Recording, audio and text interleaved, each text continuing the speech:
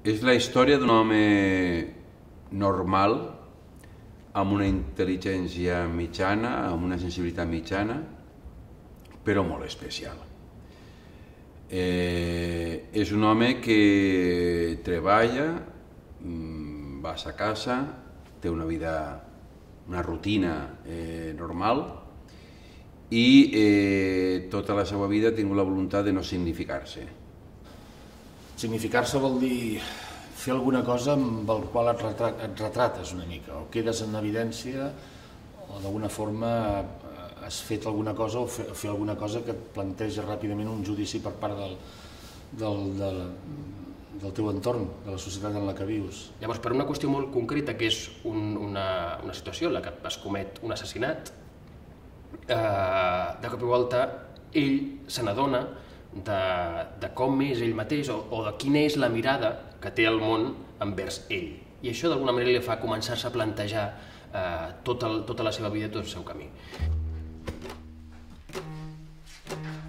La seva incapacitat d'integrar-se i d'assumir el codi de valors i els models de comportament d'una societat en la qual es veu inclòs sense que ningú no l'hagi demanat el seu parer ni la seva conformitat. I és cert que Mersol podria rebel·lar-se contra aquest estat de coses, però rebel·lar-se significaria al capdavall actuar, prendre partit. L'he acompanyat fins la caseta. Mentre ell pujava per l'escala de fusta, M'he quedat parat, m'he quedat parat davant del primer graó, el cap ressonant de sol. sense esma per pujar l'escala i parlar amb les dones. Sesma per pujar l'escala i parlar amb les dones. Llavors, he disparat encara 4 vegades més contra un cos inert on les bales s'enfonsaven sense que ho semblés.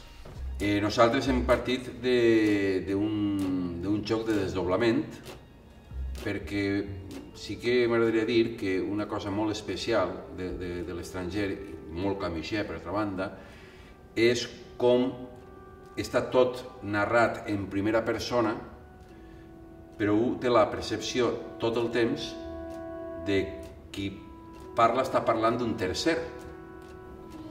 Aquesta famosa consciència o ànima que a vegades la tenim adormida i a vegades es desperta, té entitat pròpia i et va fotent preguntes, no? Una mica desdoblant aquest personatge en 2 actors podem d'alguna manera interpretar millor aquesta dualitat o aquesta segona opció d'una altra part de tu.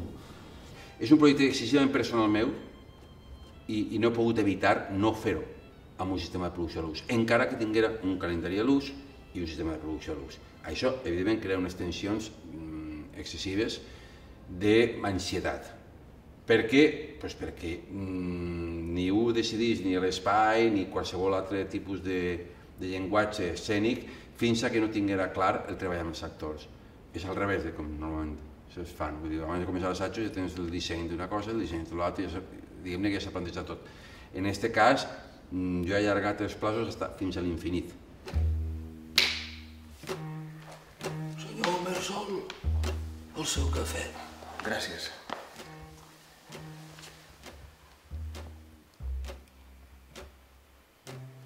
M'han entrat ganes de fumar.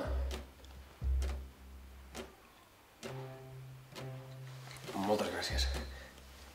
He dubtat si fumar, Per què? perquè no sabia si estaria bé que ho fes davant la mare. Però quan m'he parat a pensar-ho, m'he adonat que això no tenia cap importància.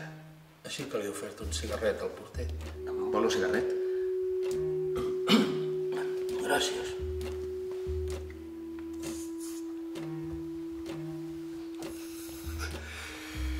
I hem fumat tots 2? Creu que es podria apagar un dels llums?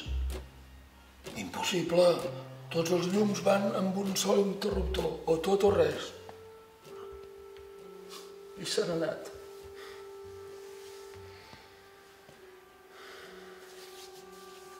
Feia bona temperatura. El cafè m'havia escalfat.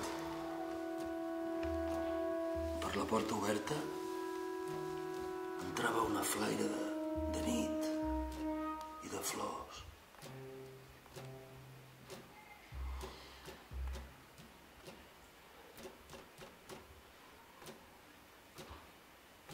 El dia relliscava sobre el sostre de vidre. Crec que m'he adormit una mica. Estava fatigat.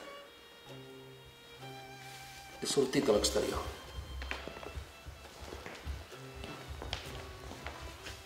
Sobre els turons que ens separaven del mar, el cel estava vermellós. Es preparava un dia molt bonic. M'adonava de com m'hauria agradat fer un tomb. Si no hagués estat per la mare.